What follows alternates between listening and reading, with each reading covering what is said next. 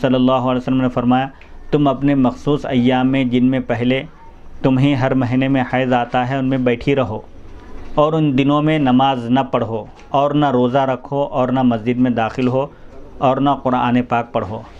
پھر جب تمہارے وہ مخصوص ایام گزر جائیں جو پہلے تم حیض کی حالت میں گزارتی تھیں بسر کرتی تھی تو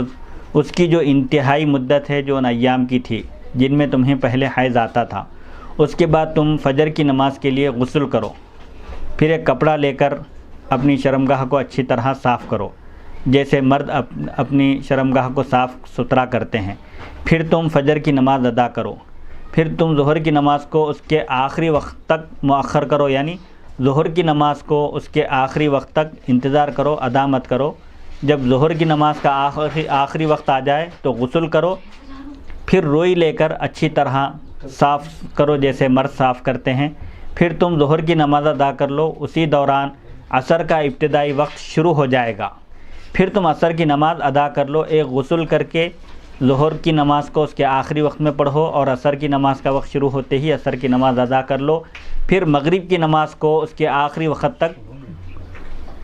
مؤخر کرو، اس کو روک دو، یعنی مغرب کی نماز اول وقت میں مت پڑھو۔ جب مغرب کی نماز کا آخری وقت آ جائے اور وقت ختم ہونے کے قریب آ جائے تو پھر غسل کرو، پھر روئی لے کر صاف صفائی کرو، جس طرح مرد صفائی کرتے ہیں اسی طرح اپنی شرمگاہ کو صاف ستھرا کرو، پھر تم مغرب کی نماز ادا کر لو۔ اسی وقت جب مغرب کی نماز آخری وقت میں ادا کرو گے، مغرب کی نماز کے انتہائی وقت میں، تو اس کے فوری بعد عشاء کی نماز کا وقت شروع ہوگا، عشاء کی نماز کا ابتدائی وقت شروع ہو جائے گا، اس وقت تم عشاء کی نماز ادا کر لو۔ حضرت علی رضی اللہ عنہ بیان کرتے ہیں وہ خاتون روتی ہوئی واپس مڑ گئی، حالانکہ وہ یہ کہہ رہی تھی اے اللہ کے رسول صلی اللہ علیہ وسلم میں ایسا نہیں کر سکتی کیونکہ دن میں 2-3 مرتبہ غسل کر کے نماز ادا کرنا یہ دشوار ہے، میرے لیے مشکل ہے، اسی وجہ سے وہ خاتون رو رہی تھی۔ حضرت علی رضی اللہ عنہ بیان کرتے ہیں نبی اکرم صلی اللہ علیہ وسلم کو اس پر ترس آ گیا، آپ کو رحم آ گیا، تو آپ نے اسے یہ ہدایت دی تم ہر ظہر کے لیے اسی طرح غسل کرو جیسے تم پہلے غسل کیا کرتی تھی، اور اس جاری ہونے والے خون کو، یعنی جو تمہارے رحم سے تمہارے فرج سے جو خون بہہ رہا ہے تم اس کو زخم سمجھو، زخم تصور کرو، جب بھی خون نکلے گا تو تم نئے سرے سے وضو کرو،